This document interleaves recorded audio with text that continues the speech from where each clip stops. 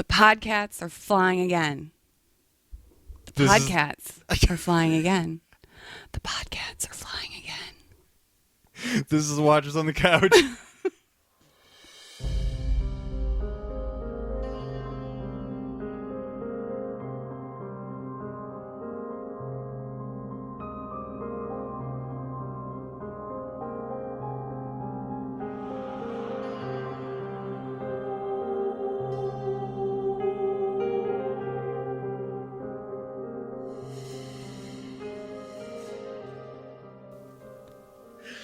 Well done. This is the Watchers on the Couch. We are covering Castle Rock. We are so far into the season that we only have one left. It better be a 2-hour episode. This one? No. Episode 10. Next That's week. all I'm saying. It's better be 2 hours. Well, you heard your intro from my podcast co-host. Introduce yourself. I am Debbie. And if you don't know that by now, I am Debbie. And if you don't know this by now, I am Chris. I don't know why we're repeating that. It didn't flow as well. You repeated the intro, so you might as well repeat this too. Dramatic reading. Yeah, you're so good at it. I know. We're about to cover episode 9, entitled Who Else But Henry Deaver? I guess they went simple with this one. Mm-hmm. I had no idea what we were in for on this. I thought we were going to learn about Henry Deaver. I thought we were going to dig more into who he is, and technically we did, in a way. Not the way that we thought. Not the Henry I thought. This episode is crazy, nutso, amazing, awesome. I loved it. I loved it too, but first, before we get into the episode breakdown, we have to talk about some other stuff. Well, first off, let's talk about how we're in the basement. Oh, yeah, that's right. Okay, so this episode might sound a little different, maybe a little more echoey. It doesn't really seem like it, but there's enough shit down here. I don't think echo too much. Yeah, there's a whole bunch of random stuff around. We're not going to get into that. But there is tree trimming going on upstairs in our normal kitchen of terrors or whatever we called it. Not in the kitchen per se. We're in the basement. Yeah. And that actually fits for this episode because a lot of stuff goes on in a basement. There's a cage in a basement. Mm-hmm. Mm-hmm. Anyway, let's get into the extra stuff, though. Shall we? We shall. Remember last week how we talked about how I should just go on Twitter and ask Mark Bernardin a question? I do. Because we were talking about the paintings and whether or not we thought they were, a special effect or CG or they were real hand-painted. Yeah. He replied to me within like an hour. That is amazing. And he said, I asked him that question, and he said, I honestly have no idea. But if I were to guess, the close-up shots, all the paintings that were shown super close up were hand-painted, and then all the other ones were most likely CG. So if that's true, that's still a lot of hand painting. Exactly, because a lot of them got close-up shots. Yeah. So he may be right, he may not be right. But kudos to him for responding so quickly. Yeah, exactly. I feel like he cares. Mm-hmm. And if you want to go and ask him a question, just go to @Mark Bernardin, and you spell Mark with a C. And if you get to Mark B, it should just come right up. But no. I think this counts as an interruption. Cats love walking on pianos and keyboards for some reason. You ever notice that? Oh, he just plopped. He fell. Yeah, so if you want to ask him a question, go ahead and do that. I feel like he's a good place to go to for random Castle Rock questions. And I started it by saying, a Castle Rock question for you. And it was a good question. Yeah, I mean, you thought of it. So I like how he answered it, and he said when Andre was, or he mentioned Andre, oh. Like, because he knows friends. the actor's name. Yeah. So there's that. That coffee's nice and hot, by the way. Good. Let's see. Let's go to some book thoughts I had. Okay, so I finished reading Needful Things this week. And I was speed reading over my extra vacation day weekend. enough to where my eyes were like tired from reading all day. We were actually at a family get together, Lindsay's family get together, and there was a bunch of kids running around. I'm trying to like zone into the book and not hear the child screaming. So you were engaging. Oh yeah, big time. That's kind of my style, to not engage. I'm gonna go find this corner. Yeah, I'm gonna go sit on the couch. You guys just do your thing around, and I'll be here to eat the food. Oh yeah, exactly. We had barbecue and stuff. That's way off topic. Okay, so needful things. Alan has a memory of his grandma saying the devil's voice is sweet to hear. This is almost an exact kind of pull from the show. Yeah. So I felt like that was I should mention that. Random that. thing grandma says too. Exactly. Well, it's way out of context. I wish I could tell you exactly what the conversation was, but Alan is kind of chasing around this demonish character, and the demonish character that is the antagonist in Evil Things is kind of this like shop owner that he basically tricks the entire town into thinking other people in the town are out to get them. Mm-hmm. So it starts pretty much a giant war in Castle Rock of people against each other. Paranoia. Yeah, destroys the town. Which brings me to my next point, is that the people on the show that we're watching seem to have no memory and never mentioned that the town was pretty much like wholly, like the entire downtown area practically is destroyed in this battle between people in the town. And nobody ever mentions any of that.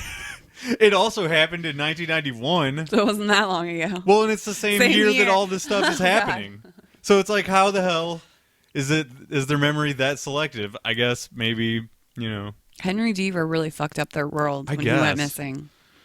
Maybe it would just be too much to explain, Like I'm sure Jackie remembers. Yeah, well, if they do mention something, I would like people to correct us, but we've been watching 9 hours of this episode so far, so it's like, or this show so far, so it's kind of hard to remember every single thing that was mentioned. Yeah. But, so yeah, there's more evidence that the entire show is sort of like an alternate reality or a narrative by a character or a dream or Molly stuff. So this is all before I saw episode 9, obviously. Mm-hmm. But because their memory is all gone or it's not even the same universe or whatever. Yeah. That would be the only way I could explain that none of the characters have mentioned that almost the entire town was destroyed. Yeah, I mean, it could be like in 91, no with less. Where the adults don't remember anything. Oh, that's right, yeah.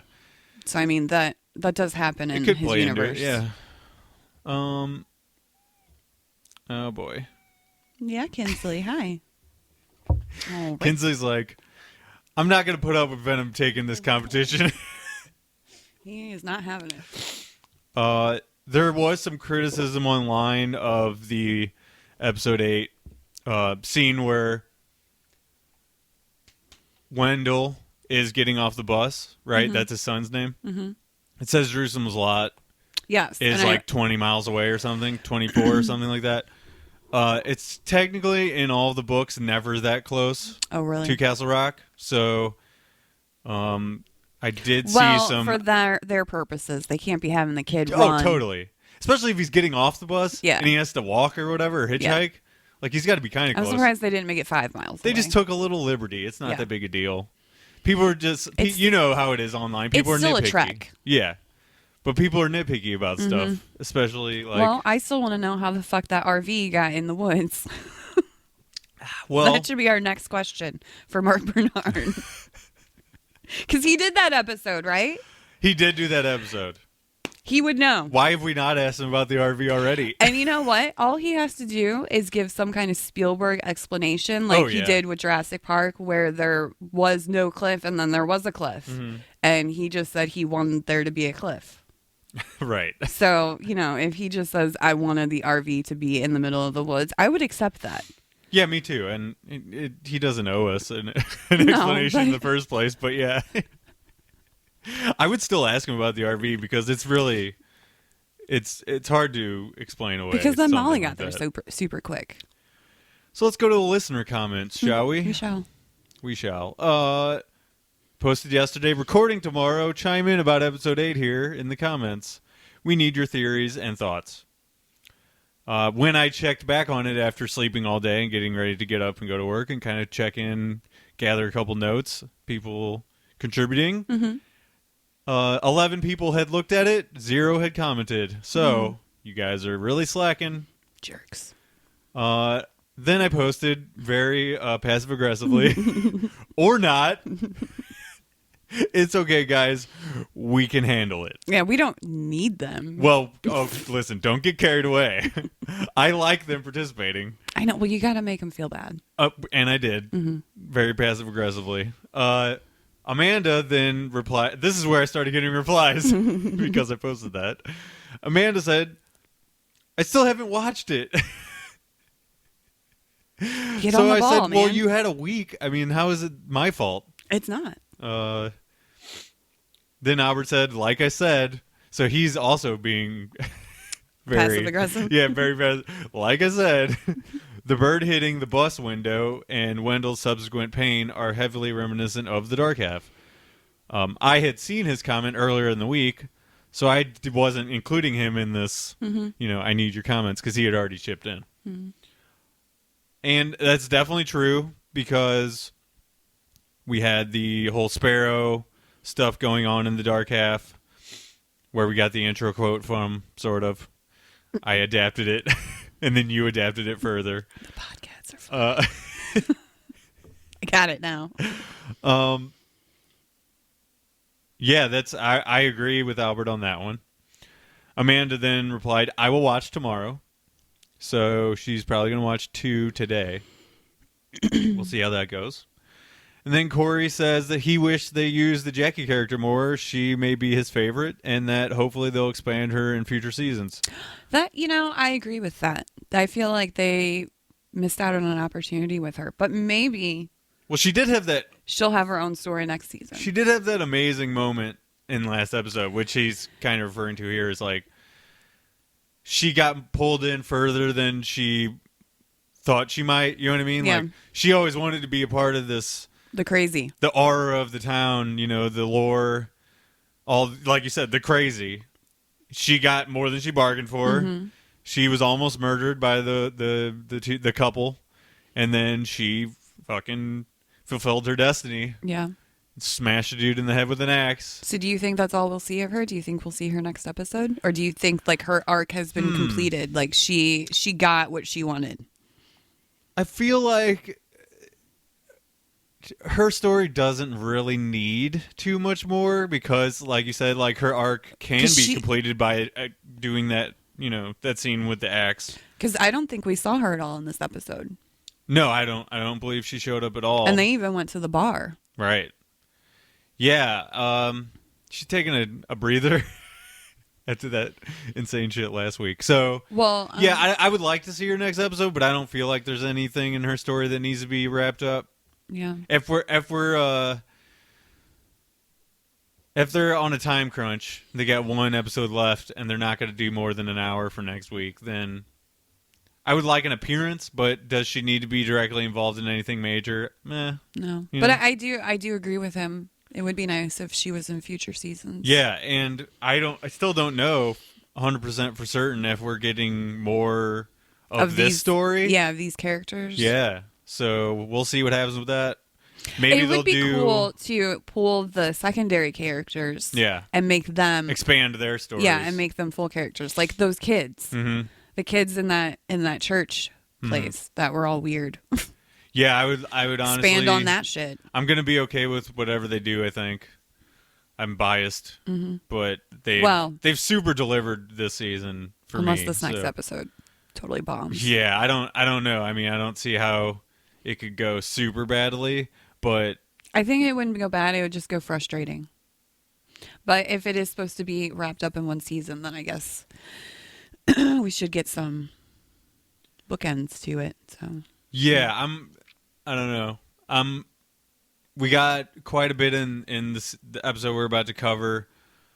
I don't really know where they're going, but I would like answers. I would like definitive answers. If we don't get them, I've had enough awesome moments in this season to feel like I'm fulfilled with the show. But still, there's always going to be that, like, if you don't get everything, there's that part of you that's like, well, damn it, we don't know what happened there, you know? I guess any consolation we can take from that is we saw Bill Skarsgard's naked butt. Sure, we'll go with that. On that note, let's check out this episode, shall we? Ugh. Oh, before I do that, I just checked my morning Facebook likes. Sarah liked my passive aggressive post, and then also liked the post that when I said we were stoked to cover this week's episode. Thank you, Sarah. Thank you, Sarah. I believe everybody, like, you know, before we cover it, I try not to get into spoilers on the page, on the Facebook group. I appreciate that because I haven't seen it. Yeah, exactly. Like, people have been respectful in there, but the amount of likes I got on that one post about us covering this episode means that people also liked it, I think. So, on that note, let's and on Skarsgard's butt, let us start the breakdown of this episode, shall we? We shall. Okay, so the opening segment. I wanted to mention the recap of last week, or important information, because they do that every episode, and it gives you an idea. Yeah, what's awesome is, and I thought about this at work last night too. It sort of narrows the target a little bit, like because there's so much information we've got already, and you're going into an episode sort of blind.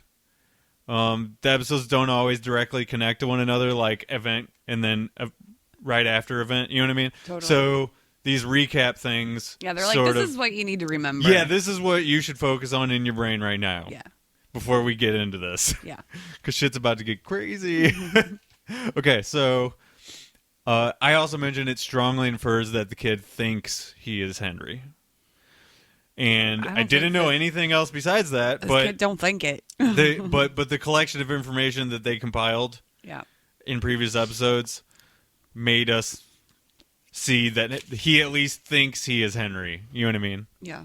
Based on all the information we have so far. So. Well, and I said last episode, what if he is Henry? Right. Yeah. We discussed that a little bit, and I agreed that it certainly could be that.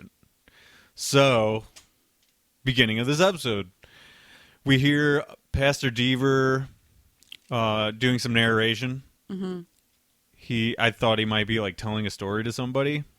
And as we're hearing this, there's like a fire all over town. Yeah, there's an overview of 2 terrifying accidents in the town. A helicopter accident and a bus crash. With the train. Yeah. They're pretty brutal. But they're from high above, which I thought it was an interesting way to show those. Yeah. And the narration is saying, God is punishing the town. Excuse me. It says here, mother thought... okay, so then we see some flashbacks of Deaver as a kid. Pastor Deaver. Yes. And he says that his mom thought that he was possessed because he was crying a lot. Yeah, that's a little bit of a stretch. She thought that, like, she brings in a hanger and chokes him with it as a baby. Yeah. She thought that she killed him, and he stops crying for a little bit, so she kind of did. Yeah. And then... she just walks out. Yeah, and then you don't see him, but you hear him start up crying again, and he says it felt like a resurrection. Yeah, he said the Lord saved them both that day. Right. So he dedicated his life to trying to hear the voice. Right. And he waited for God's instructions his entire life. And then we see... and he says God answered. Yeah, God eventually answered. And he built the cage. And he built his own cage in his basement. This is not a cage that we've seen before. In a vision we saw it from whoever was in the cage's perspective. But the only cage that we heard about before this was in the prison, for sure. Right. And then we saw hints of a cage And then, of course, the box that was in the backyard of that dude's house. So we've been kind of teased a little bit, and now we're getting more concrete information here. But nobody has ever mentioned that there was a cage in the basement of Henry's house. Yeah. I don't know that we were ever in Henry's basement, though. In our normal timeline. Think so. No. In our normal yeah. place of events, right? I don't think so. So far, we think we're still in the same timeline or universe or whatever, right? So, okay. Dimension. So as soon as I saw that he had built his own cage and said God answered, I wrote down like a theory of mine, which was the whole fucking town's involved. Because in past episodes, the kid talks about how they're all going to pay. Yeah. And so I have a feeling that at some point, to me, it feels like multiple people heard this voice from God and built their own cages. Well, there was Deaver and there was Lacey were for sure involved in the kid's disappearance. You remember that? Mm-hmm. Like, you know. I just feel like more people in the town were involved. Yeah, more than that we've known before. Yeah. Is what you mean, yeah? Yeah, because this is where I start going down the line of, these alternate timelines are probably really real.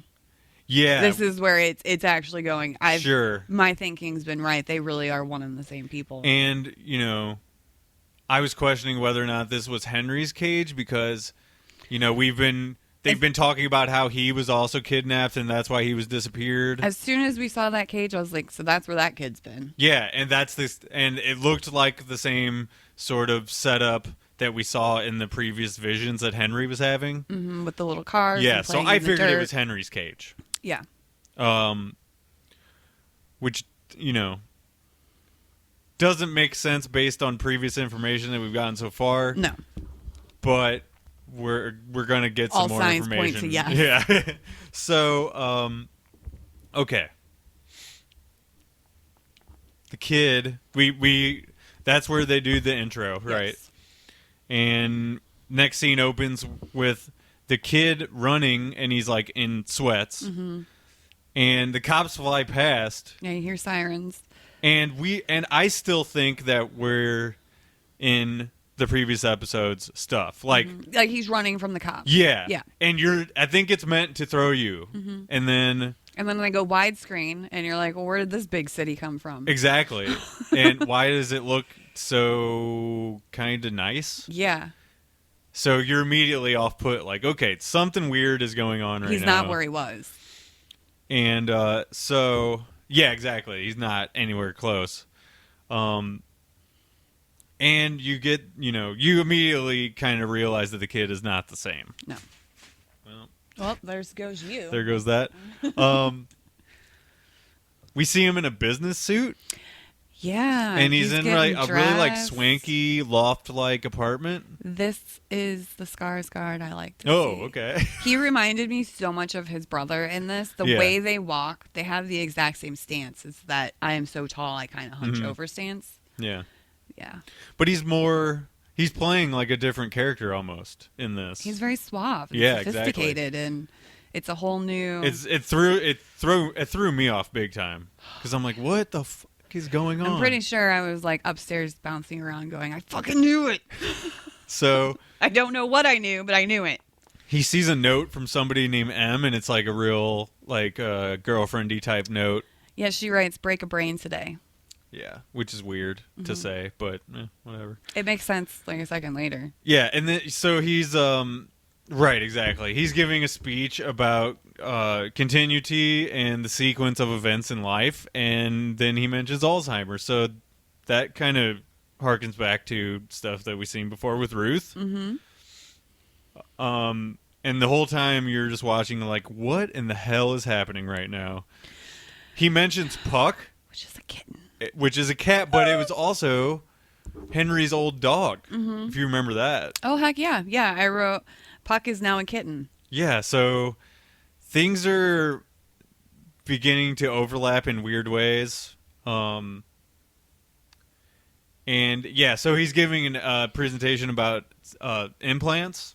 Yeah, right? he figured out, and not the kind that men like cats but... that have like FCD, which is kind of like a feline Alzheimer's. He figured out an implant that he can put in the brain, and so now the cat remembers where his food bowl is. Like, he remembers simple things now. Mm-hmm.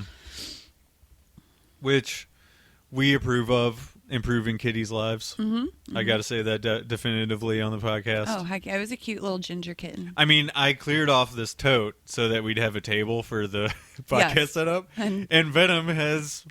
Well, he lays on the table upstairs. Yeah, exactly. He's got to lay on the He's the like, table. well, you guys have a table. It's smaller, but I can still fit. He's got to do what he's got to do. Okay, so then we see the kid, our swanky kid, with the M chick, we assume.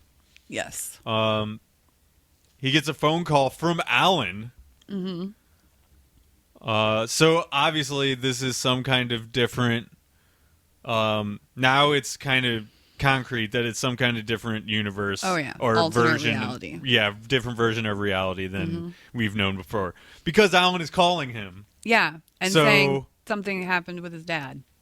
Yeah, exactly. And he says his mom's fine. So that's also different. Also, did you realize that he has two-toned eyes? I did not. The kid Henry. Yeah. Because I didn't know how else to write him in here. And that's how the subtitles had dubbed him on the show. It was really? Kid/Henry. Yeah. It gets very confusing. So it does. I'm going to try to keep it clarified as well as I can. He has two different colored eyes. The entire episode. Yeah, that's odd. Maybe is that different from before? I don't know. I don't think he had two-toned colored eyes. I don't think so either. It's something we probably would have noticed before. I noticed it this time. I wonder if it's real. Okay.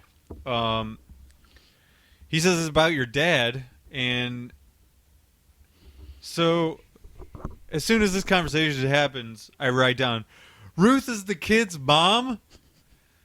So this version of the kid thinks he's Henry. Like, no doubt. He is Henry. Well, he's Henry.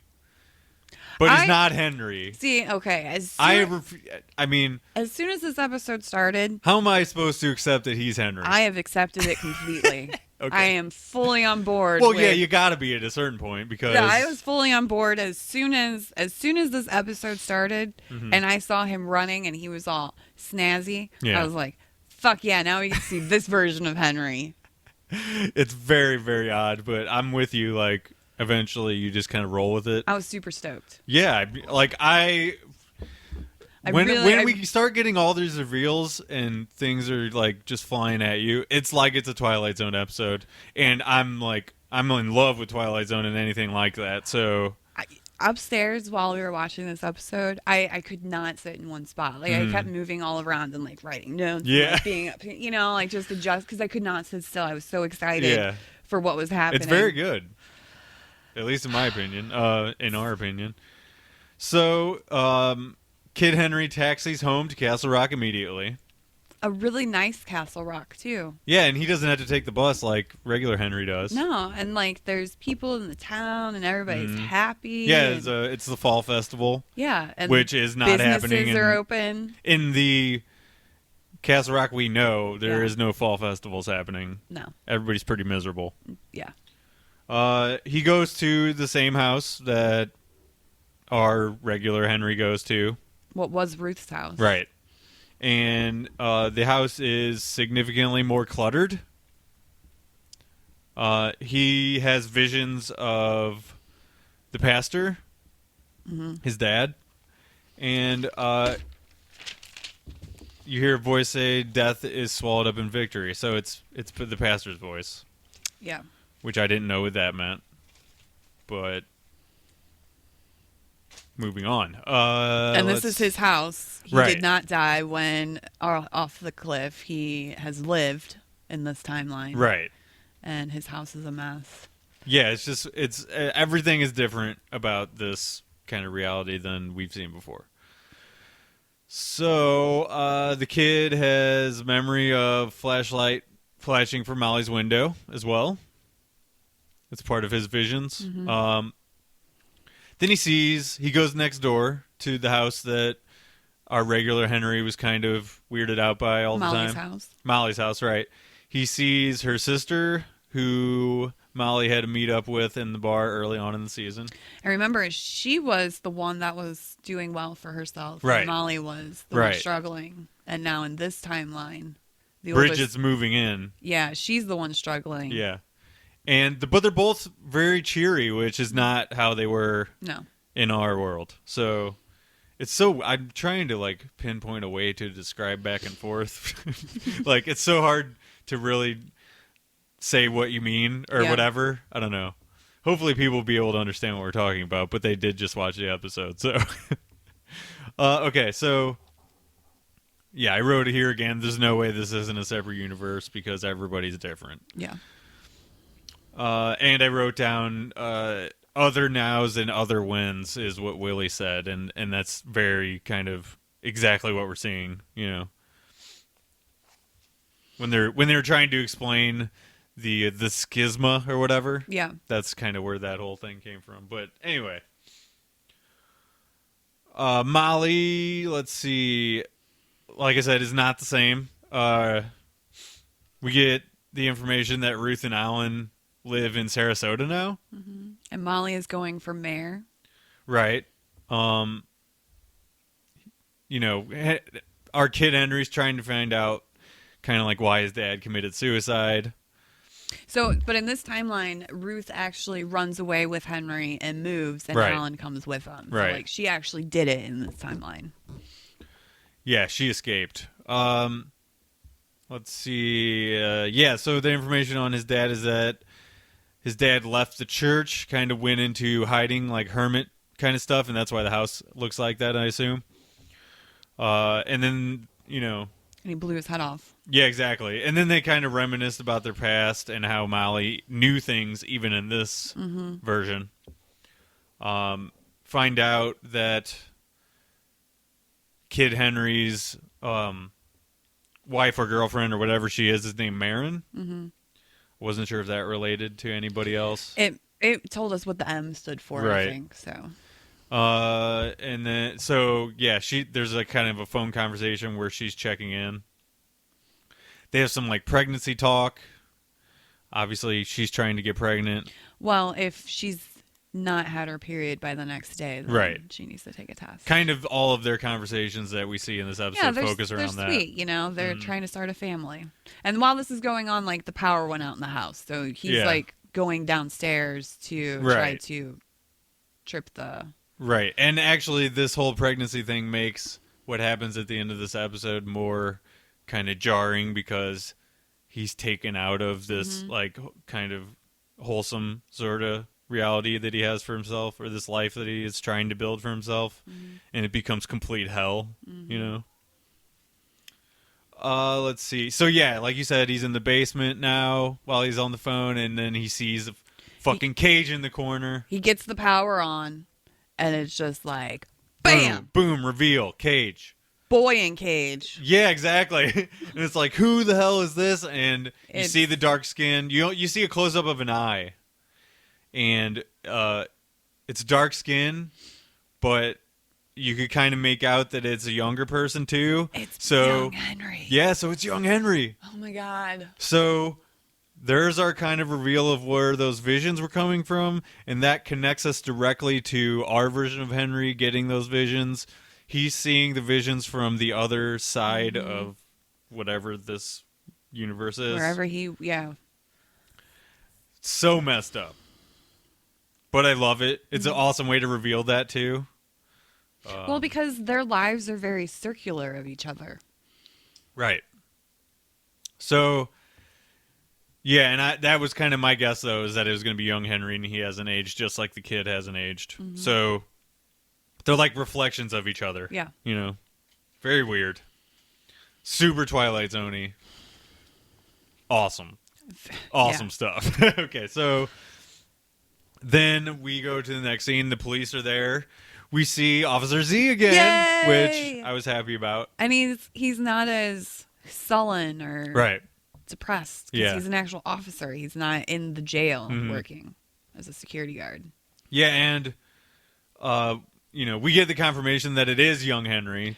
And he's been taken out of the cage at this point. Yeah, because he says he's Henry Deaver. And this is where I wrote down they're in some weird fucking loop. Yeah, but there's differences and similarities in the way that the kid in the cage is discovered. In this one, he's discovered. The police are called immediately. He's taken out. He's cared for somewhat. You know what I mean?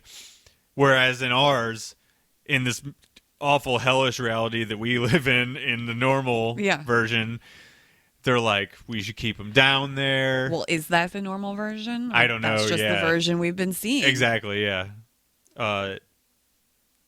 So, they're like, should we keep him in there? Let's not tell anybody about him. Yeah. Not care for him at all. There's like 2 people that even give a shit he's in there. I know. Pretty much the whole episode, I just kept feeling worse and worse for the kid. Yeah, but at least like in this one, they're, in our semi-wholesome version of Castle Rock, that there's people that actually give a shit and they call the cops and Well, yeah, but I just felt really bad for the kid that we've seen being totally. kid. Yeah, Skarsgard. I just felt really bad for him this entire episode because I'm this is not how he was treated at all. They think he's fucking Satan. Yeah, he really got the short end of the stick on this one. Yeah, but then also he, and the life he has.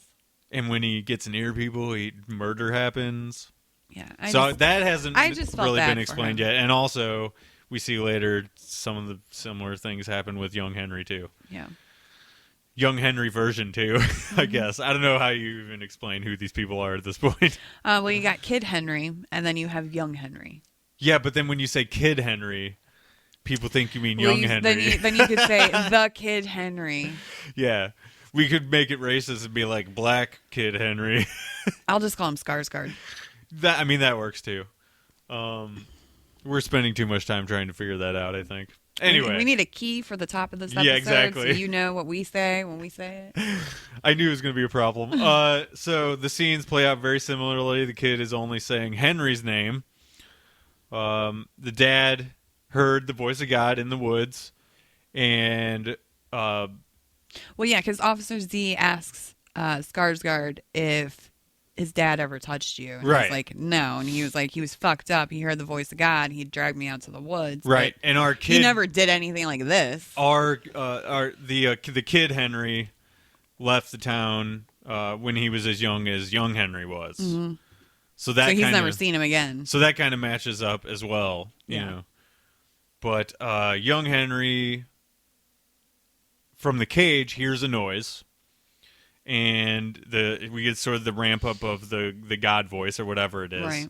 The schism. I said that wrong, but anyway, yeah, he attempts to run into the woods after it. Yeah, with all these police around. Right, and that doesn't work. They're like, "Why is he running towards the woods? What the hell is happening?" Tackled his ass. Yeah, then they take him away to the hospital, and so we go the next day. The kid hears... Well, and Bridget says to Molly, because it's a small town, so everybody's standing around watching. She says, where was he trying to go? Mm-hmm. So that makes you think, well, what's in the fucking woods that he's trying to get to? Yeah, well, and then... has he wanted to get back to that? Yeah, the entire time he's been in this cage? Sure. And you've been, we think about all the stuff that's happened in the woods before this, too. And... something is connecting the two together. Don't go in the woods. It's the woods, right? It's the woods. It's the lake. It's the bluff area. It's the whole town. And it goes back to our predictions very early on, which we mentioned off podcast a little bit, and we'll get to them again later. But that there is some kind of connecting doorway or interdimensional doorway or something in these woods that is where we're hearing this noise and stuff. Mm-hmm. And we'll get to that later, but just want to mention that we were right. Pat ourselves on the back a bit. So yeah. The kid Henry from this episode, not young Henry, kid Henry hears a tape recording of the pastor. Yeah, it says week 1,437. Yeah. So he's been tape recording essentially his entire life. Yeah. And he's speaking about the town accidents, like the opening of this episode, the bus crash, the helicopter accident, various other things. He talks about the girl 200 years ago. Right. That ate her family. And he says, is that when all of this terribleness began? Yeah, he's trying to pinpoint, what the town did. The beginning of all the evil that is permeated from this town. So we see Kid Henry go out to the garage. He takes a voice recorder he starts going through all the tapes. Jeez. Feeling kind of gassy for a second. Ooh. We see the tape recorder and all those numerous tapes out in the garage. He grabs the tape recorder. He takes it out in the woods with him. Yeah, don't go in the woods. Yeah, Stop everybody's attracted to it. Stop it, people. He finds a box very similar to the RV Spiky. Yeah, and they said that was the only one. So that was the only one in their reality because Matthew Deaver had died. And they had to build it. But in this reality, he did build it. Right. And, we get more feeling of worlds sort of in reality sort of overlapping here. And the whole time we're hearing, again, the voiceover of Matthew Deaver. Because he's talking about, let's see, the Bad Patch and the woods praying and how to end all this. And right. How he hears the knock on the back door and he grabs his bat and opens up the back door and it's young Henry. Right. From the other universe. Yeah. So very, very eerie stuff going on. I actually did forget to mention stuff from another book that I started reading up again after I finished with damn it, why am I brain farting right now? Needful Things. I started reading Wasteland again. I picked it back up, and okay, so there's a moment where two main characters, Jake and Roland, talk about sharing Kef, which is basically living out each other's dreams. So they're like two halves of the same person. So that very much relates to what we're dealing with right now, is these two realities. Two halves of Henry Deaver. Yeah, the same whole. And then I thought about the chessboard, the black and white of the chessboard. Actually, Jared mentioned this at band practice this week too. How the chessboard, he was thinking about how, the black and the white and the two realities over intercrossing or whatever. And then in something I read last night in the Wasteland, there's very similar stuff. There's a World War II plane that is just outside of the city that our main characters come upon. And it's the same kind of stuff that's happening here, where this box has appeared in this universe with no explanation. It's just sort of there. Right. Little stuff is just overlapping all the time. And this whole episode is like that, So where do we leave off at? Where were you? What did you mention? Sorry. Well, he sees young Henry at the door, and he said he was going to call the police, but at that point, the young Henry says, "I heard it, Dad." And yeah, and he says he calls him Dad. Yeah. So that jarred him, and then let's see. So yeah, okay. My notes are kind of jumbled here for a second. Okay, so he tells him he heard the voice finally, and that there was no more of Mom's lies. So the kid is telling the dad, Mom is telling me to lie to you, but I heard it. Yeah. Well, and he's saying he woke up in the forest, and the town is different, and no one knows me. Says he's Henry's adopted son. Right. That he prays in Castle Woods and he listens for it and he wouldn't trick him. So everything he's telling him are things that make sense. Right. to make him think that, all right, yeah, I should just keep this kid. Yeah, there's, nobody else knew that Ruth was trying to trick him. So it proved to him that this person legitimately was his son. Then he says so then our new Pastor Deaver was gone, and Henry, the kid, was gone, and he woke up in the woods, like you said. Castle Rock is different. No one recognizes him at all. So he's in this new reality. So this is where the kid went when he went missing for those 10 days. Yeah, exactly. So we finally got that answer. And why he didn't need to have a coat because he wasn't cold. Because it's not winter there. Exactly, yeah.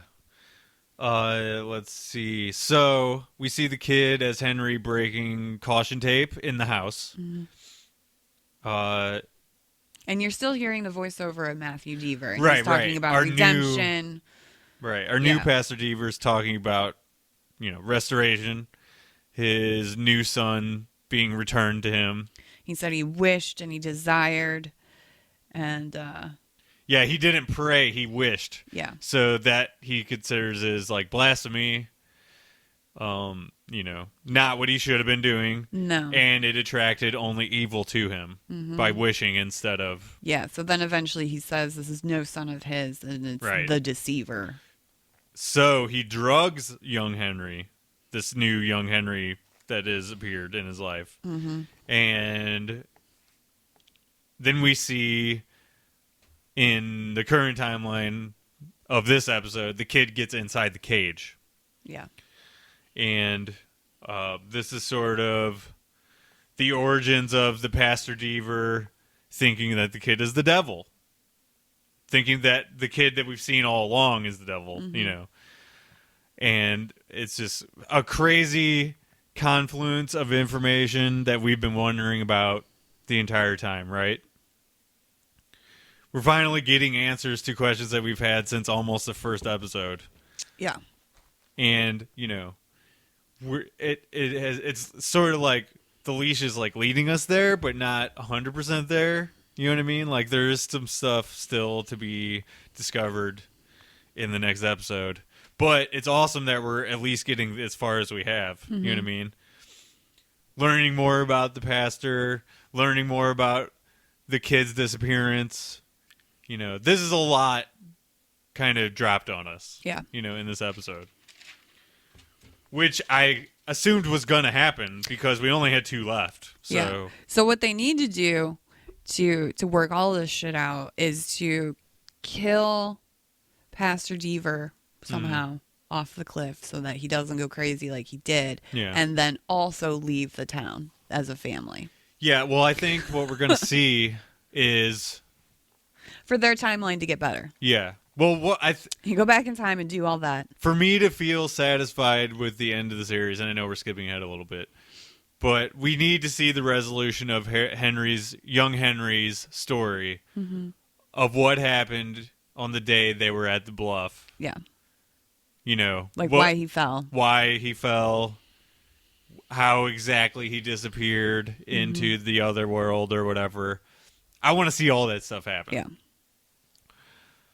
Anyway, let's get back into this. So we have Molly and the kid again, and they're discussing events and how young Henry knew things that happened to the kid Henry, right? Yeah, well, she's saying, because he's asking if she had heard anything like about what his dad was doing, and she said she tuned him out because he was crazy. Right. But the young Henry knew about stuff that happened to... the version of Henry that we see in this episode, the kid Henry. Yeah. So he's kind of trying to dig more and find out how the hell he knew things that he knew. There's the recording that says, taught him to carve soap into figurines. So the Reverend, we get where the origin of that whole behavior came from. The Reverend taught him how to do that. While he was in the cage? Yeah. So it also makes you wonder how, because time's not passing the same when they're in, the other reality. Because how long was, young Henry stuck in that cage with Pastor Deaver. I mean, years, right? Yeah, well, I think it's the 27 years. Yeah, and really it was only 10 days. So you can only hope that with the kid Henry, Skarsgard's character, if he does ever get back to his actual reality, then hopefully it's only been 10 days and his wife, girlfriend, is only just slightly worried about him. Yeah, I don't think that it's going to work out that way, unfortunately, but maybe. That's my hope. Maybe we'll just get a nice clean swap. Yeah. Yeah, at the end. Yeah. I want everybody to be happy. Well, this is Stephen King, right? Story, Everybody's so happy? Maybe. No, we'll see. That never happens. I think a couple of people will be. That's the most we can hope for. Mm-hmm. Okay, so then he says blood will run in the streets until he is back in the cage. So that's still Deaver on the recording. Yeah. We see the police fly by Molly and the kid. And then we hear that there's several dead at the hospital. Yeah, well, they go to try to find the kid because they want to ask him questions. Right. Young and Henry. as they get there, they realize, holy shit. Something bad happened. Shit's going crazy. Yeah. They're accusing young Henry from the cage of doing these things. Mm-hmm. So not so wholesome after all of a place. No. But... And they say 7 are dead and 10 are missing. Right, so strangely similar stuff to what happened with... Juniper Hills. Yeah, with Kid. Mm-hmm. Take him to a place and the whole place burns down. Yeah, hospital fire again. Yeah. So, great stuff. Quiet you. That counts as an interruption, by the way, yeah. Venom's being nice and quiet right now. I'm sleeping. Okay, so we go to the police station after this. Yeah, we see Officer Z again. Yep, they go into the interrogation room with young Henry. It's Molly and Kid Henry with him. They give him some sweet sunglasses to put on, so there's another overlap. Yeah. The only thing he says is his name is Henry Matthew Deaver. Like, he doesn't give his age. Right, and we get the information that there's danger and closeness yet again. And so, yes, it was young Henry. Well, he says, did you start the fire? And he says, yes. And when they said why, he says he couldn't stop him. The boy in his bed next to mine got too close. Yeah, exactly. So we hear an increase in the noises again. And he just says he urgently needs to get back to the woods, is what we get from him. And that's really all that we get from him. That poor kid. I know. At least with the kid, Henry, he's an adult. Right. With this other guy, he's just a little kid that's been kidnapped. They're both having a pretty rough go of it, though. Yeah. I don't know who has it worse. Molly and young Henry touch. She sees our event timeline from all the previous episodes. Yeah, all the visions. All the visions. Which is, so we're connecting Molly to her other version now. Molly gets young Henry from these cops. She's able to kind of convince them. She says she's going to take him home for the night because he needs to be in an actual bed. They're like, fine, for one night you can have him and then we'll come get him tomorrow, which is a bit of a stretch, but, it's a small town. She's almost mayor. Sure. So Officer Z follows them in his own car. Right. And this is where I thought Officer Z was going to kill himself in front of a train. Because everything bad happens on this show. And Z died. No, immediately when we saw Officer Z, we were like, all right, who's going to be shooting up this time? Like, right, exactly. Who are you shooting now for no reason? Who's going to sneak out of the woods and kill Officer Z while... Yeah, so anyway, Z's following them. They get to a train crossing. And they zip in front of the train before Officer Z can get his car into gear. Yeah, Molly kind of like has a freak out moment. And she's just like, we got to help him. Yeah. So, young Henry and the kid and Molly all run into the woods after they get a little bit up the road. As one does. Right. They're near the lake. They're near the bluff area. Young Henry starts to get a sort of like visiony sort of thing where like it's a real glossy look to the world, and it very starts bright. to become very bright, like it's light out. And we eventually see what that's from. But young Henry sees a lady with a knife in the woods. Yeah, well, is that so Nick seems to think that's the girl that ate her family. I think so too. Yeah. Which makes sense. Yeah, I actually didn't pick up that specific story. You know, I was furiously writing down notes, so like some of the stuff gets past me. But you mentioned it earlier. And I was writing down notes, and so he saw her before I did, Yeah. and he was like, that's the girl that ate her family. And I looked up, and I'm like, do you guys have to stop and start as often as I do? oh, yeah, we're constantly pausing. Yeah, for sure. That does, okay, so I will say this, and we'll get back to recap in a second, but that does sort of take me out of watching the show a little bit. Yeah. Like, I love the show, and I've enjoyed it, but some of it, like, sometimes I don't have time to watch the full episode again without interruptions and without taking notes. Like when we have to do it on Thursday, and I only have time to watch it on Wednesday, which is the same with you. I don't get to watch it before we do this. So sometimes I don't have time during the week to rewatch it. And we've gone over everything that's happened. So it does sort of change my experience of the show a little bit. That's not enough to make me not want to do this podcast because I have enjoyed it and people are responding to us doing it. No, I think what will be enjoyable for us is when it's over, we can just start it back up again. And yeah, not exactly. Have to take like notes binge it and enjoy it. Yeah. And also, Lindsay is currently two episodes behind, so I will be able to rewatch those two at least. Oh, there you go. Because I'm gonna have to if she's gonna watch it. That's kind of how it works in our house. It's like if we're gonna watch a show, if she's ever gonna see a show, I'll have to watch it and then rewatch it with her. Just because, like, we're on two different schedules. You know what I mean? That's just how it happens. Okay, so one more page of notes left. Molly sees the lady with the knife too, which is interesting. So it's like an invisible wall. Yeah, they get pulled in. They get to like the young Henry stops and he sees the chick with the knife. Yep. And Molly walks up to him, and it's like, as soon as she like touches him, like she sees, and you see that it's just like a wall. And then poor Skarsgard Henry, he's just off in the woods still, not seeing anything. Yeah. And Officer Z. This is about where, everything is getting super frantic and ramped up.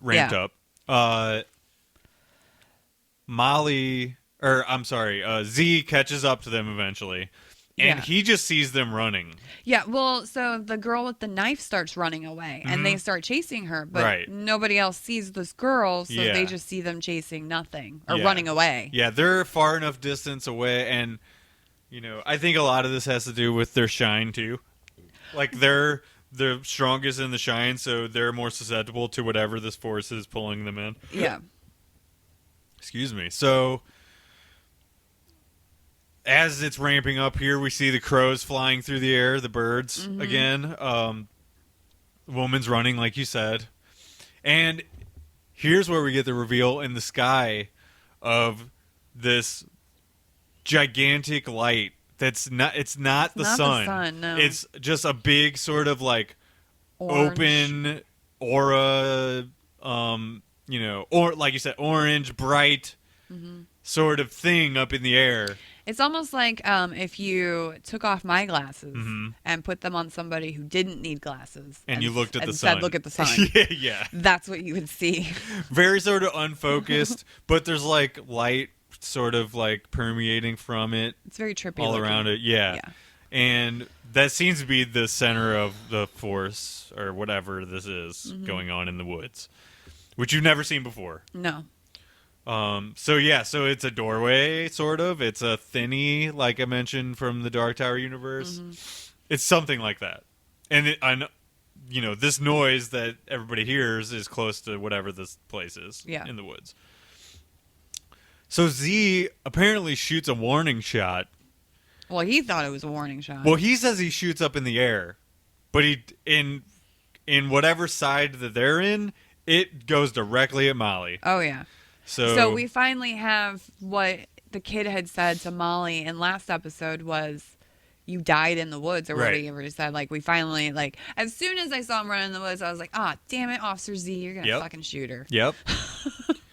And like, Molly, he just can't win. Molly goes down pretty much right away. Yeah. And Molly, on for her dying word, says help him. Yeah, she just repeats help him, help him, and help she him. means young Henry Deaver. Mm-hmm. So yeah, there's death all around, and it's pretty brutal. Yeah, and then all of a sudden, it's just him.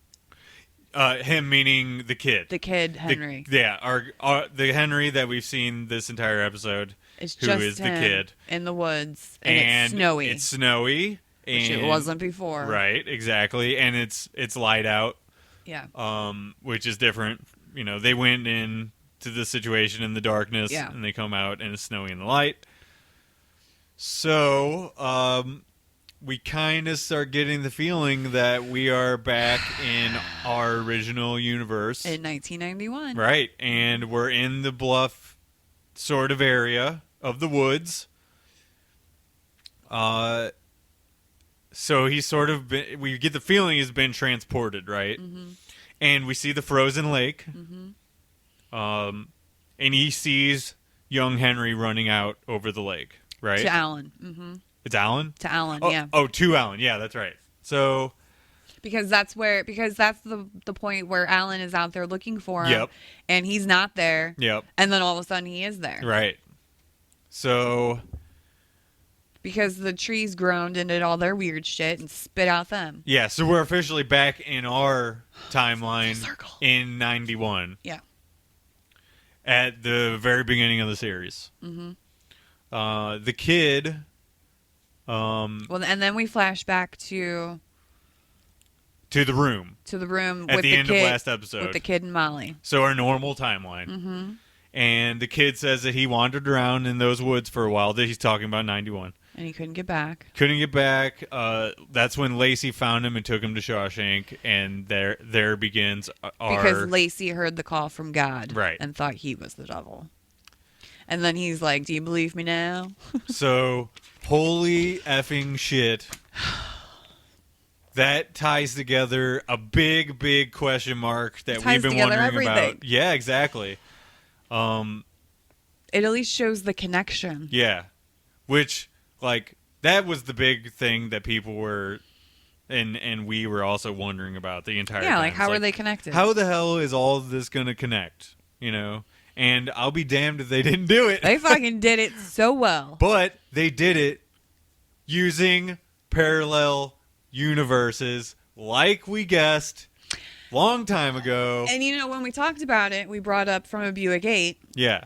Because you were talking about, oh, well, he doesn't do too much of that. And I was like, well, there's a fucking car that's a portal. Like, that thing sucks people in. But I knew he did it in Dark Tower stuff. Yeah. So it certainly was on the table. Yeah. Yeah, and like you said, from Buick 8, evil stuff comes out of the ethereal universe. Yeah. I love that they did it this way. Mm-hmm. It's total Stephen King. Like, yeah, even if it wasn't him writing this. Yeah. It's so his world. It is an easy fix to a plot problem, though. Yeah, but I don't feel like they went into it with going, we have a problem. I'm sure they went into it going, we're going to fuck everybody's mind. They definitely thought this through from the beginning and were like, this is a way that we can tie this together. And... Complete opposite of Westworld. Yeah. Westworld, those people have no idea what they're doing. I think like writers can get in trouble trying to reverse engineer sometimes. Mm-hmm. But if you start that way at the beginning of the process, then it works a little better, I think. Yeah. Okay, so thoughts and theories at the end of this episode. Here's what I wrote, and I haven't looked at this since I wrote it. So. Okay. Here we go. Either this is the jumping off point for the final resolution of the series, or our Henry, our version of Henry, is going to poke holes in the kid's story. So I feel like I'm leaning more towards the kid's version of his story to Molly is definitely what happened. Mm-hmm. But they could flip it again on us, like I said, and Henry could be like, well what about this and what about this? You know what I mean? Like, I don't know that necessarily this is, because we still have a full episode to go, so they could throw some other shit at us here. You know what I mean? So my thing with original OG Henry not believing any of this, I totally feel like he won't, because it took him how many episodes to finally get it through his thick skull that Molly has some clairvoyance to her. So yeah, he's definitely not gonna. Well, but in episode 8, he's gonna be like, okay, whatever. Was it last episode that he was talking to Molly? I know he's acting like he finally gets it, but I don't really know if he finally gets it. Yeah. I don't know. All I'm saying is I got some doubt because there's a full episode left, and they did drop a lot of stuff on us here that feels like it's a nice tight bow, but I feel like there's still some slack there in the rope, and they could pull us in one or two different directions here. Did you watch about the episode? No, I didn't get to. I forgot to. So they talk about how this whole episode is the kid telling his story to Molly. Right. So you have to kind of take that with a grain of salt. That's what I mean, yeah. Yeah, like this is him telling his story. Sure. You can't take it all as 100% concrete stuff. I'm taking it all as 100% concrete stuff. I believe him. Okay. Well, listen. I'm team kid. I don't blame you because it's a hell of a story. Yeah. But there's the but. You know what I mean? And it's his butt. It is his butt. Okay, so for episode title, I was either going to go, what did I write? I got to make sure I get it right. Oh, yeah, it's the Ace Ventura Finkel is Einhorn. Einhorn is Finkel. Or our newfound title, which is Skarsgard's butt. Skarsgard's butt. You know, if we made that the title and then you hashtag that, I'm sure we'd get lots of searches. Yeah, but I don't know how to spell Skarsgard. I can show you. Okay. So you want to do that? Are you leaning towards Skarsgard's butt? Yeah. Although I do love Finkel as Einhorn. Einhorn is Finkel. Yeah. Einhorn's a man. I would say we would do it 100%, but we didn't see a dog this episode. That's right. Yeah, when's a dog gonna show back up? Where is that doggo from the first episode? I mean, if he's not in the final episode, then I was wrong. That's it. That's it. That's it. I was wrong. Okay, so we were right about last episode's prediction that Molly was not in the Fight Club. No. She's not technically dead. She's only dead in the one half of reality. She's not dead in the one we've been seeing the entire time. So that exonates the whole Fight Club where, like, everybody's seeing a dead person. But does she want to be? Like, she's alive with the sucky version of herself. I don't know. I have a spot in my heart for the flawed Molly. I like her character. I know, but the poor thing's got to buy drugs from teenagers. Maybe she won't have to after this whole thing's wrapped up. That's true. We'll see. That is true. Let's hope for that happy ending. And maybe the kid / Henry can like be like, hey, you know, in that other timeline I'm from, you're like almost the mayor. You should try for that. You want to go back to that timeline with me? Yeah. We don't have to tell anybody you died. It was out in the woods. We'll just throw your dead body through to the other side. Yeah, it's fine.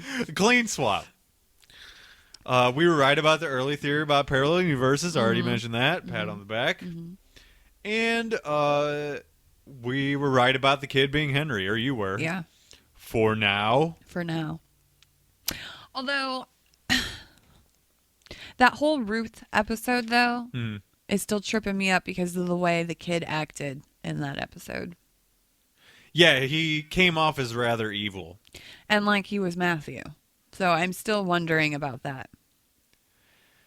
Yeah, I mean, there's a lot of stuff, and I can't really pull examples out of my head right now just because we're so deep in this episode. But there is stuff that doesn't quite match up with the kid's story. No. Chief among them being the RV. The RV. And are we going to see the Macaulay brother? Yeah, they threw them in for an episode. Yeah. ish a little bit well, more I mean, than that. the one is dead. Yeah, and so but are we going to see him return in the final episode? Yeah, I mean, I would hope so. Otherwise, I'm just going to be wondering what the hell happened to him. I mean, unless you show me he's dead, I'm going to think he's alive. I think it's asking a lot to get everything that we've seen up to this point tied up in the last episode. It is not. If you're going to throw it at me, you need to tie it up. I mean, I would say you're right, but in a horror story, that doesn't happen.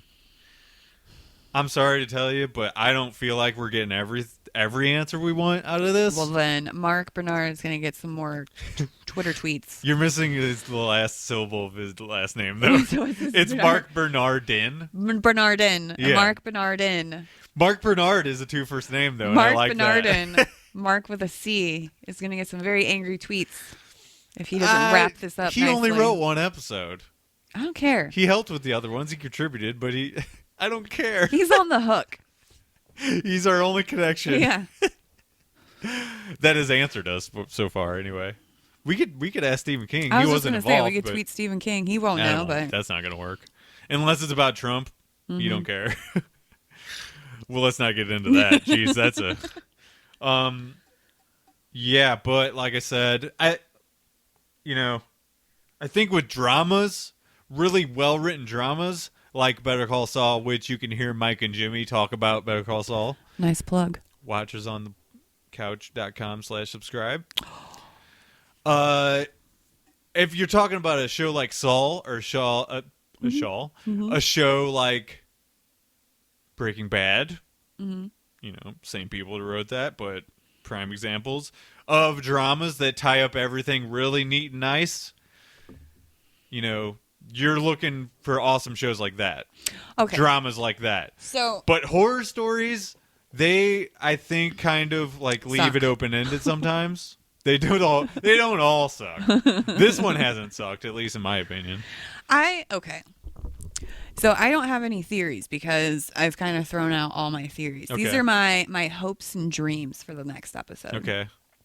My hope and dream is that both Henrys go back to where they belong. Because I really want Skarsgård to have his happy life. Okay. I feel bad for him. Because the other Henry did get to grow up and live his life. You know, like he was stuck in a cage apparently for 27 years and doesn't remember it, but he did get to have a life after. Right, exactly. So it would be nice if, the Skarsgård dude did too, even though you could say he had a life before the cage as opposed to the other Henry. Anyway, off subject. I hope that they get their happy endings. That's my hope. I hope that we finally figure out why Matthew fell off the cliff. I want to know what happened with that dog and why he's burying heads. And I want to not have a Stephen King ending where it just ends. Because if that is how this show ends, with no resolution at all, it just fucking ends. I can't see that happening. I am going to be so outraged. Yeah. And we'll still watch the next season, but I will be outraged. I definitely don't think there'll be a hard cut to black and it's like you decide the ending, like a Sopranos ending or something. That's how Stephen King does it.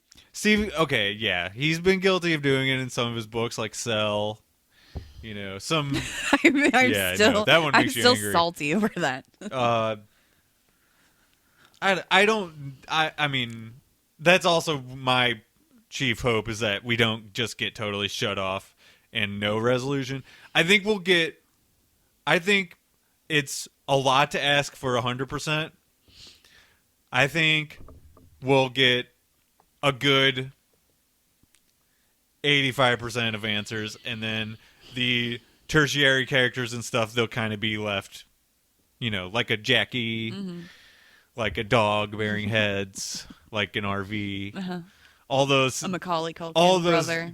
I think he'll return. I think something's going to happen with him because they got to pay him off. I mean, why throw him in there just to only have him be in an episode? He'll do a sneak attack on somebody. Ooh, yeah. He'll do. Because he's probably just crazy enough. That's almost guaranteed. You could take that to the bank. Do you think that they did the poker in the ear before what's his face died? Do you think they were successful? Like, do you think when we see him, he's going to come out and he's going to The be Macaulay like, brother? Yeah, like blood from ears because he... I don't think so. I think that he was about to deafen him. Mm-hmm. This is a theory, I guess. He was about to deafen him, and then he fought back, and he stabbed him in the face. Oh, so you don't think Molly killed him? No. I think... Because that's what I assumed, was Molly just... on her way in to save him? No. Fuck some people up. He was off away from... He was like... You could see the RV in the background, but he was sort of away from the door. Yeah, I just figured she was a ninja. No. What happened is... No, okay. And we'll find that this next episode. Okay. He was about to give him the deaf man treatment. Make him perfect. Mm-hmm. Macaulay brother fought back, and I love that we're calling him Macaulay brother and not by his character, Willie. He stabbed him in the face. He escaped for a later day, which will be 10th episode. Okay. And if that doesn't happen, then listen, listeners, I'm sorry. Okay, so we have arrived at our Church Creed segment. Sorry to say, no real notable contributors. What about that the person that found us? Well, from the last episode. There was 2 random people that have talked to us over the internet. One is Jacole or Nicole, and I remember I thought her name was just something. And so Jacole and Tonawanda, she hasn't. There was no contributing for episode 8, so I can't give it to her. And then the person whose name was not a name that I've ever seen before, and actually the first name had a dash between it, which was strange. Not to be judgmental or anything, I know you're still listening out there. And we also didn't know what gender the person was, and we don't care. No, they, Zims, or... So, we didn't have any really, contributions from people that hadn't already won awards. So, that just means everybody else has a better chance of winning in the drawing next week. So, on the table already is the DVDs of 1408, Special Edition for Blockbuster, the Tom Cruise movie, not Tom Cruise, Tom Hanks. The hell am I talking about? Green Mile. Green Mile, there it is. The Church Creed Memorial Award for Audience Participation, which is a lovely cat. Not my cat. Not your cat, but it's a cat statue. And also, whoever won in our Cat Noise Award is apparently getting shipped off to the winner. You get a Venom. Maybe. We'll see. Depends on next episode. Mm-hmm. If Kinsley or somebody comes in like on fire. It's very close right now. It's very, very close. Let's see here. What was the other thing? There was another prize. Oh, whatever they want. Oh, that's right. The best prize. Within reason. Within reason. Whoever wins gets to pick something that we can buy for you. So, listen next week. If you've listened to all of these so far and you don't listen to the drawing next week, like, what the hell? Yeah. So, we're going to draw your name. Possibly. If you win, we'll send you some stuff. Or I'll see you in person. And oh, yeah. Or we won't. No, I will, for sure. Now, if you're not It'll either be delivered in person or I'll get your address and I'll send it to you via snail mail. How about that? Mm-hmm.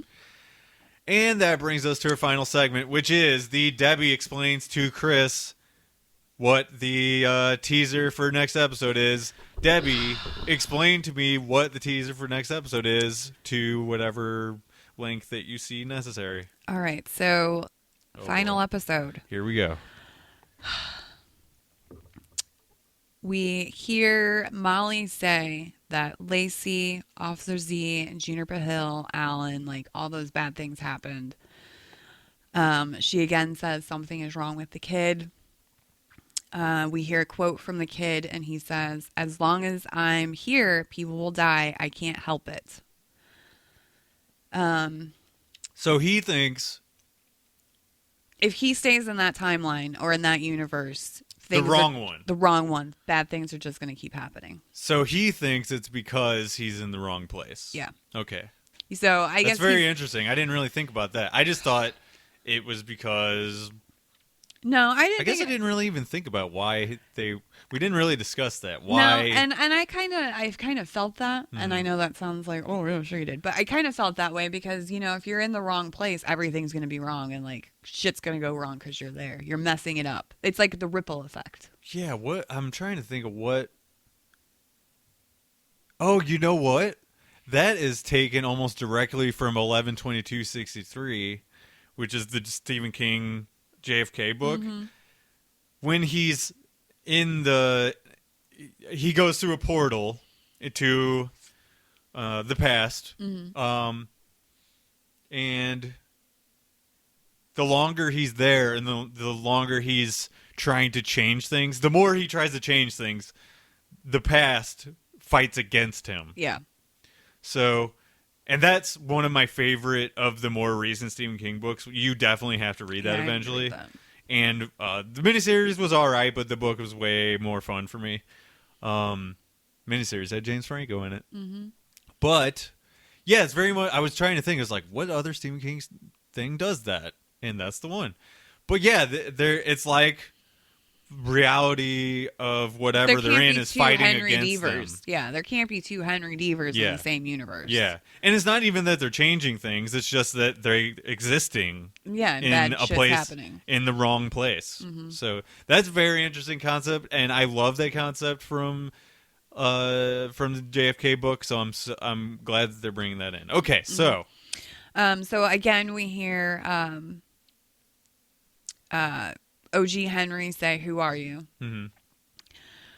That man just cannot get it through. Like, just take what people say to you as face value. You're right. He's like, still not getting it. I guess not, or Jesus. It's out of context. I'm not sure. And then we hear and in between this, we're seeing lots of flashes and things. And then I believe it's another voiceover from Pastor Deaver, Matthew, and he's saying, "Do you hear it now?" And then you see out of that clip, a different type of clip, and the kid says, "Same as you."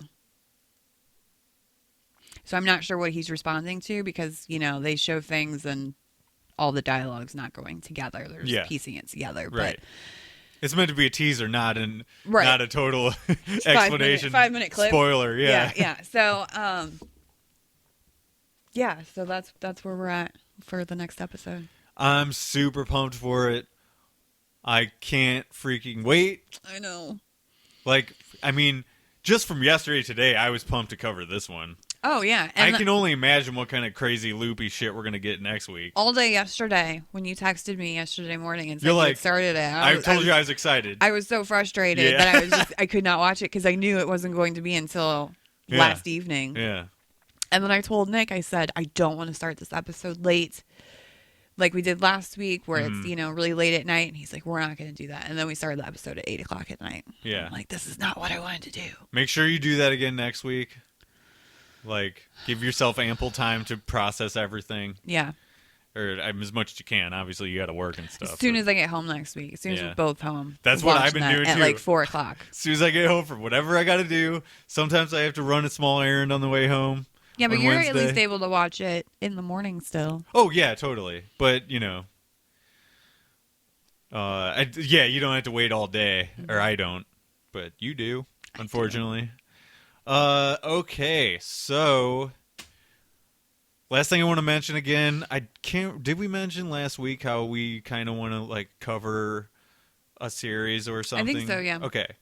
Forgot to throw it on the board, so I'll do that this week and see what people say. We'll talk about this off, Mike. Okay, but anyway, I want to throw it out there again just so people know. Debbie and I have thoroughly enjoyed doing this podcast together. Mm-hmm. We've gotten a lot of response, people talking back with us online, which I super enjoy. I like getting response. Numbers are good for what I'm, looking for, whatever. Mm-hmm. So I would like to be able to cover a miniseries in between seasons, or I don't know, a movie or two, something like that. Not continuously, not like every week we're going to be doing this still. I would like to take a break from this for a little while. We should go back and watch The Stand.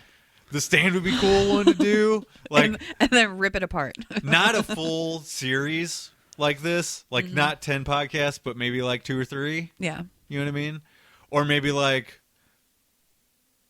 we cover over the course of 2 weeks and then piece it all together as one podcast, 1 2-hour, 3-hour podcast, and people can just watch it after they watch the movie or something like that. So that's kind of tentative plans. I would like to hear anybody's ideas on wacky stuff they want to see us cover. I'm leaning more towards like The Stand or It or something like that, which is like... I have original It here. Sweet. I was going to say I was going to have to buy it if you didn't. No, we have the original. But, yeah, I'm leaning more towards the wacky side. Just because that'll make it more interesting to cover. It's like this show is like, sometimes it's kind of out there. Oh, yeah. So, anyway, let's close this episode. See you next week for the season finale, everyone. So sad. So sad. Goodbye, everyone. Goodbye. Green Bye, bean. bye, bye.